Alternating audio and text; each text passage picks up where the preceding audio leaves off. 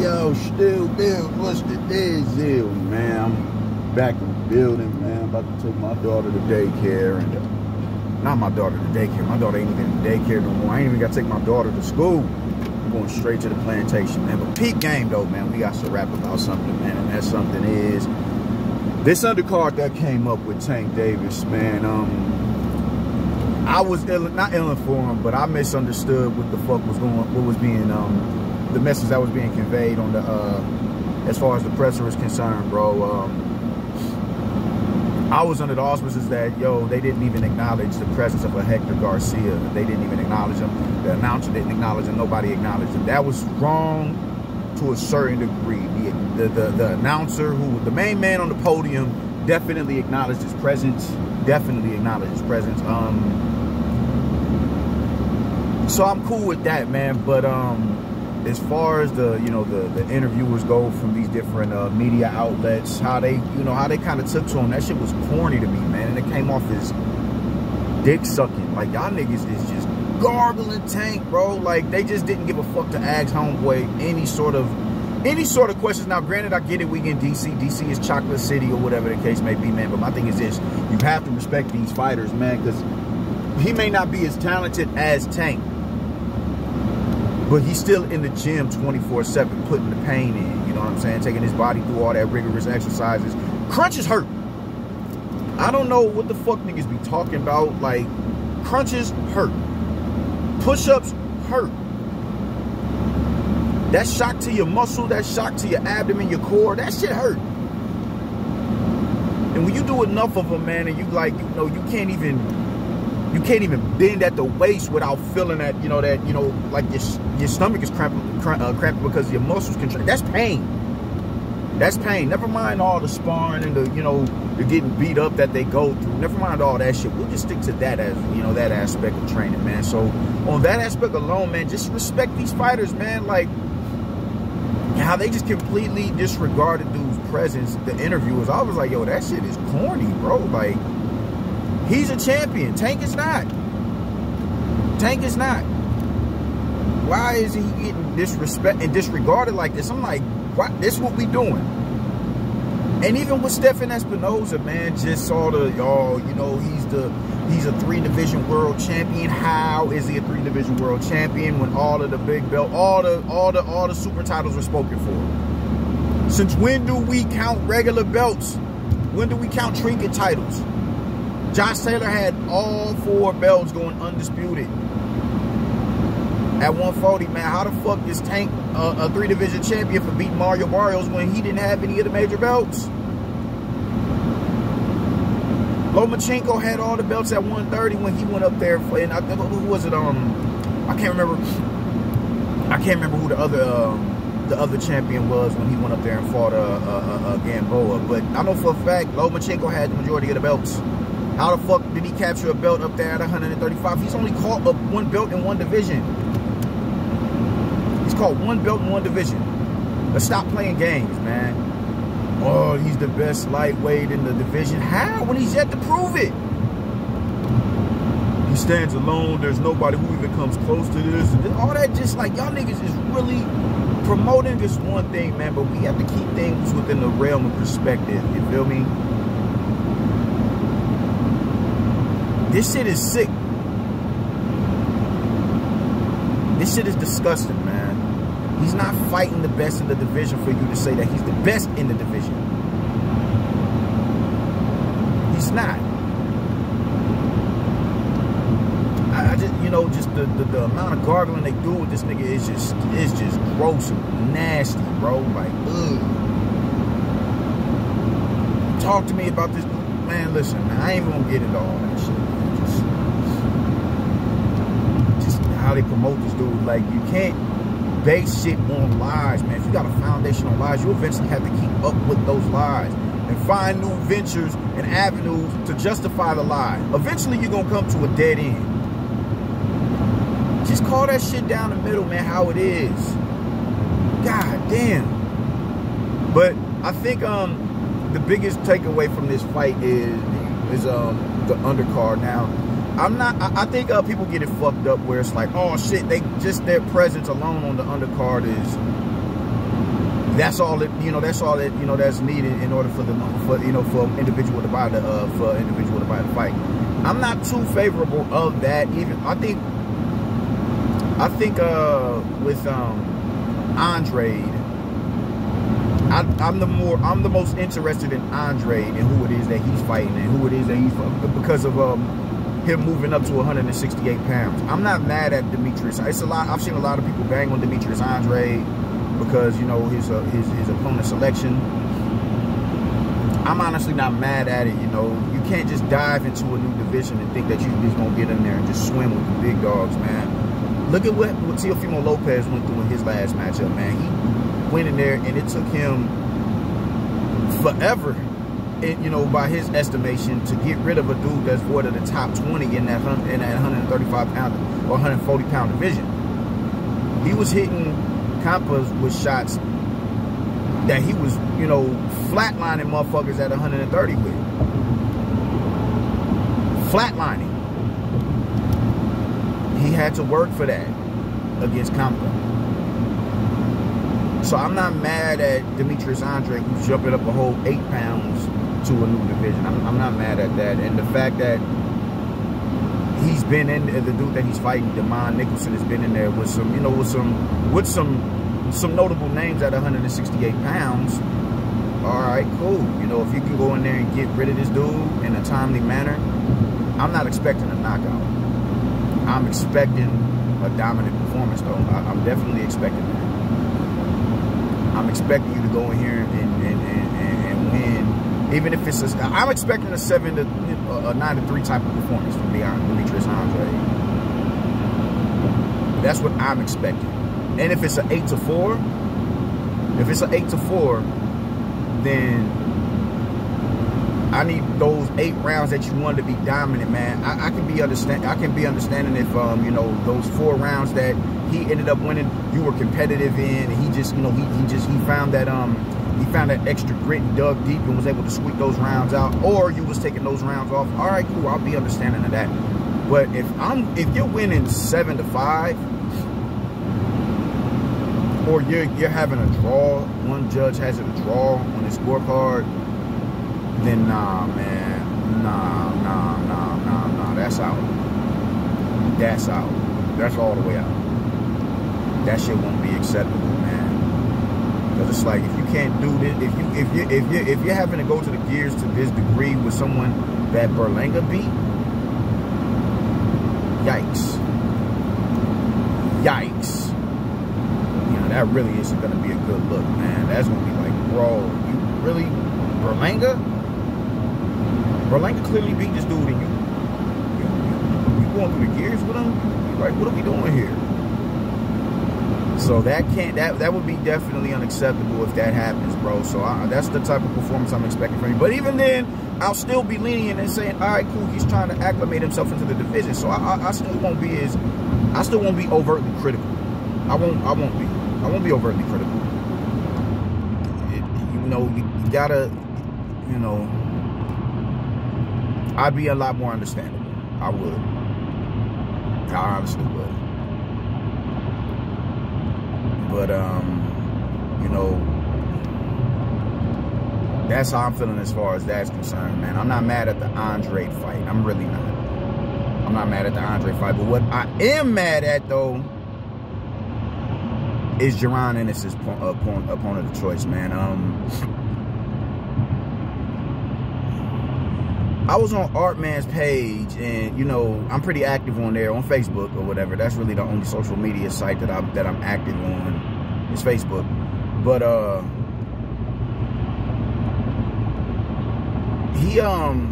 he made a post saying,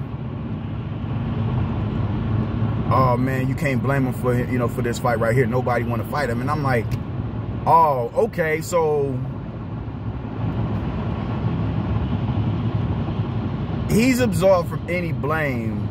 He's, you know, he's on the right side of the street, and he's not fighting anybody, you know, any notable opponent. He's blameless, but when Bud was blackballed from all PBC constituents, their fighters, his graphics wasn't being displayed on their broadcasts. He was the duck. He was a coon. He was this and that. He was every name in the book, but he was every name in the book except Terrence Crawford. I'm like, y'all don't even try to keep shit in perspective, man. It's contradictory as fuck. And you know, they're like, oh man, he's already fought PBC fighters. I'm like, fam, he fought one PBC fighter, not plural. He fought one after 3 years in the division. After sending multiple offers to multiple PBC fighters, after not having his graphic on display during their broadcast and a multitude of other things, getting completely took through the ringer as to why he can't fight these stable of fighters over here. He gets one fighter and now that completely disregards all that other shit. No. I'm not having it. And I'm not about to sit here and let y'all run game on me talking about, yo, Jaron Ennis is blameless and all this. No. I'm not doing it. I think Jaron Ennis is about to be the next thing, bro. I think the kid is incredible, man. I think that dude is, I think he's next up. Real nigga shit, I think he's next up. And I don't even look into, like, you know, the sparring stories or whatever the case may be. Because, you know, a lot of them, you know, that comes from the YSM account, and they, you know, they're based out of Philly. They supposed to big they man up. And they do good work over there. They do good work over there. Philly has historically had some hitters. They got way too many hitters coming out of Philly. Greats. Smoking Joe Frazier and B-Hop. Say no more. Smoking Joe Frazier and B-Hop. Two greats coming out of the state of the city of Philadelphia, the city of brotherly love. Philly, we know what time it is with Philly. They solidified. Stephen Fulton is getting busy out of Philly, man. Like that, they're solidified. But so I'm not too much paying attention to the media that comes up out of there, even though it's dope media. Like I'm not taking shade at them, but they supposed to pick up their man. But off of my personal eyes, what I've been seeing with Jaron Ennis, I'm like, yo, man, this kid is the goods, man. This kid he's like that. Even my coach, he was like, man, you got terrible taste in talent, man. You got a terrible talent. But he went and watched. He was like, yo, this dude is nice, man. Like Jaron is like that. But okay, you can't get Spence, you can't get Bud. Oh, all right, cool.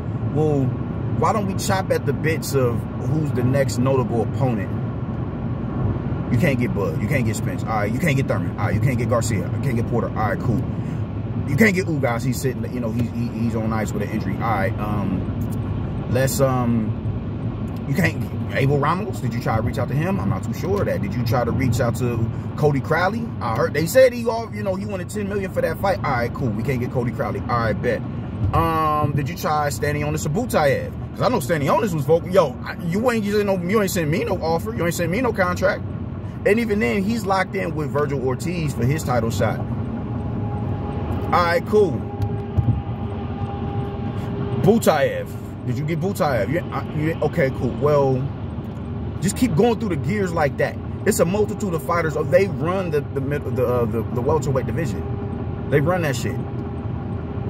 Okay, you can't get me Butayev. You can't get me Jamal James.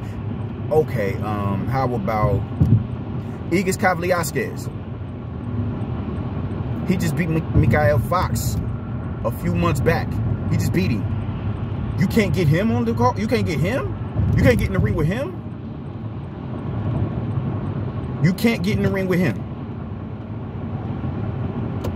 I can't accept Karen, bro. I can't accept Karen. I cannot do it. I cannot do it. Now, granted, dude's been on a 20 win. You know, he's been on a 25 win streak since his loss. I think that's dope.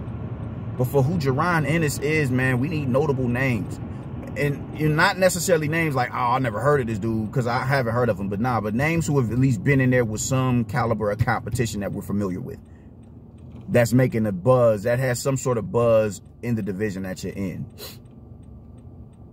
You fight English, you send Kavliasquez a contract. You know, we know he's been in there with Virgil. He's been in there with Bud. He's been in there with Sugar Ray Robinson. Yeah, he's been in there with Ray Robinson. He's been in there with these cats. You dig? You send Abel Ramos, and you send these cats contracts. You send these people contracts, and you know, we go from. They have a massive list of fighters that they that's over in that division in that stable, bro. Like we can't. I can't accept Karen. I can't accept a Karen, dog. I cannot.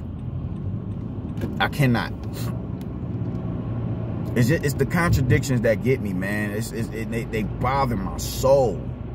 They bother my soul. Boxing contradictions. You're not about to sit here and absolve boots from any wrongdoing while we sit here and bang on Bud, bro. I'm not having that shit, man. He's too talented for that, to fight these opponents. Bro, you're not getting anything of fighting dudes that you're going to... He fought 4 rounds, 4 minutes this year, bro. I think he's going to carry this dude because he's listening to what's being said. He's going to carry this dude for as long as he can carry him. It's going to be a David Morrell type of situation, bro. It's definitely going to be like that. But still, it's like, that's not going to do you no good. When dude is just in there being a combo dummy, you need somebody that's going to give you resistance, to where you're not going in there and just shutting his lights out with one shot. You got to go through the gears. You got to work for the knockout. You got to break this dude down. You got to establish the jab. You got to stick to a game plan. You know what I'm saying? You got to use your IQ. You have to walk him into shots. You have to use your footwork to offset him. You have to do all this, not just blow him away and just in one punch knockout fashion. That's not gonna work with a lot of these fighters. When you start to, you know, like, no, bro, I can't accept Karen. I can't do it. Not Karen. No, that's unacceptable. No, bro, you're too skilled for that. You're too skilled for that. You got too much upside for that. That cannot happen. That cannot happen. I don't think that y'all are, I think y'all are, you know, it's the same with Andre, man. You're calling out individuals right here because, you know, everybody gets so far-sighted, man. You can only see this. It's like how they do with Canelo. All right, cool. Canelo is all the way out there. We can't get, you know, that's who I'm focused on, but you're not focused on the individual, like with David Benavidez. You're not focused on Caleb Plant, Callum Smith, Billy Joe Saunders, who were all champions before Canelo even came into the division. You had no intentions on fighting them dudes. But now that Canelo was there, and I get it, it's the money, man, but now that he's there, y'all not necessarily willing to work to get to him. And y'all get mad when he's like, nah, man, y'all niggas is not worth it. Y'all get mad when he goes up there and he fights somebody like Bivol. Chop at the bits, man. Chop at the bits. You can't get him, go for the next best thing in line. And you do that until something sticks. I refuse to believe Karen was the next best thing in line. I refuse to believe that shit. There's no, I don't see how y'all couldn't have got Cavaliasquez. He's already been in there. He's already had championship. He has championship experience, and he's been in there with a top, with a top contender. He's been in there with them. I just don't see that. I could be wrong. But did y'all even extend that man an offer? Like, I could be wrong, but I need to know. I need to know, and I don't know if y'all did necessarily, man. So, yeah, bro, I'm good on the bullshit. You can't play me. On my knees, que lo que?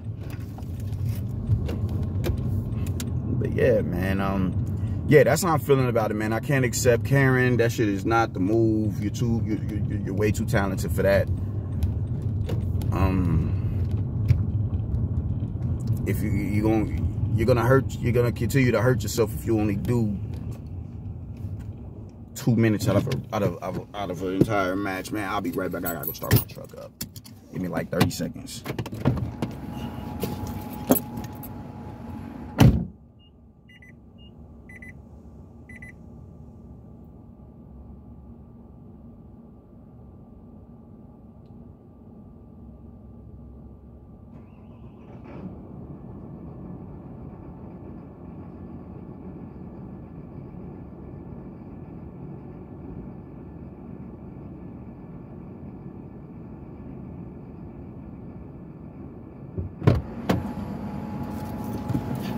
I'm back. But yeah, man, you're gonna cripple yourself. You're gonna hurt yourself doing only six minutes of work, 5 and 4 minutes of work for an entire calendar year, man. I don't think that shit is not beneficial to you, bro. That shit is not beneficial to you. And I can't allow the blame game. You can't be absolved from blame, bro. I don't think that y'all are exalting all of your resources. I could be wrong, though. Maybe y'all did send Cavaliasquez a contract. I could be wrong, but I didn't hear anything of it. I heard Thurman. I heard Cody Crowley, and I heard they put an astronomical number on their price that they wanted to fight you. I'm not feeling that. If that's true, I don't doubt it with Thurman. I definitely don't doubt it with Thurman because he's done it before. Where this nigga just think he's just. I'm so disappointed in Keith Thurman, but I can't accept Karen, bro. I just can't do it. We got to do better. We got to do better. One thing I do want to say though with Andre is I like where his mindset is at. I like that he's like, yo, man, Canelo is just he's trying to get Canelo out. And I don't know if his game, you know, some sort of reverse psychology that he's trying to run, just disregard Canelo, and hopefully he's so egotistical that he don't like to be disregarded, that he'll come over here and he'll fight me. Maybe it is reverse psychology and maybe it'll work, but I like the fact that he's focused on, if I get past DeMond Nicholson, there's other big fights to have. Thank you. That's all we've been saying. That's all we've been saying. And I want to see you fight Canelo Alvarez, but I don't want to see you stagnate your career waiting on him when there's other big fights to make, man. You said Charlo, you said Benavidez, you said Plant. Cool. That's what it is that we should have been. That's the type time you should have been on. That's the type time you should have been on, bro. Like, you should have been on that type time, and you wasn't. But then again, you backtrack and you say he don't want to fight nobody. He don't want to fight nobody with skills who can punch and all that extra shit. And it's like, yo, he's fought better fighters than you, bro. He's fought better fighters than you. That's undeniable. You're not better than a prime Golovkin. You're not better than a prime Danny Jacobs. You're not better than a prime Lara. You're not better than Miguel Cotto. You know what I'm saying? You're not better than... I don't think you're better than Caleb Plant. I don't. We'll find out. But Billy Joe Saunders, I don't think you're better than him. He could. It's a possibility that you could beat these cats. It's a possibility, but I just think that they're a lot more polished than you, and they've been in there with far better competition to sharpen their to sharpen their tools. They've done it with other good fighters. You're not. I don't think you're better than Callum Smith. I don't. These are dudes who are proving themselves in higher divisions. And they've been in with some good fighters. I don't think you're better than those cats that he's beat, dog. I don't. You're not better than Sergey Kovalev. Sergey Kovalev is a former top 5 pound-for-pound fighter. He wasn't the crusher when Canelo fought him, but the fact that he went up there and fought him and knocked him out, that speaks volumes. There was a lot of obstacles in Kovalev's way to prevent him from winning that fight, yeah. But Canelo shouldn't have went up there and been able to go up there and knock him the fuck out. You know, he fought Bivol. He lost, but he fought Bivol. You are not better than Bivol. You're not better than a lot of these dudes that he's fought. So it's the consistent, you know, little sneak disses and the jabs that you keep sending at him. And it's like, bro, that shit is unwarranted. I get the frustration and the aggravation, bro, but nah, bro. You know, just keep doing what it is that you're doing and force Canelo to fight you to the point where it's undeniable that you got to go see this nigga now. You can keep the jabs, man, because you're going to put your foot in your mouth because you haven't fought anybody that's equivalent to these dudes that Canelo has beat.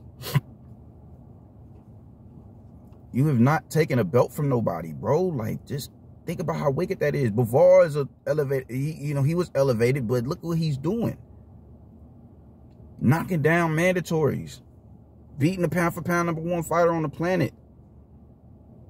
Beating world champions, bro. Like that victory with Joe Smith Jr. is aging well because he became a champion.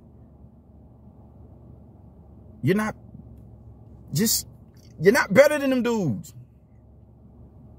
You're not, and it's a possibility you could be, but at the moment you're not because you haven't proven it. You haven't proven it, man. So just stay on that path that you on and work for it. And maybe in the next year or two, we can say, yo, man, he's better than Saunders. He's better than Plant. He's better than Benavidez. He's better than Charlo. He's better than Dimitri Bivol. Maybe then you can say that. Maybe we can say that, man. But just in the now, man, all the sneak dissing and all that, like, man, just pump your brakes, man. And stay on that, yo, man. Canelo, it's impossible to get Canelo. We got Charlo, we got Benavidez, how he says Benavidez. We got Charlo, we got Benavidez, we got Plant. Cool. Stay in that mindset, man, because there's fights over there to be made for you at 168 pounds. Stay on that type time, man. Stay on that type of time.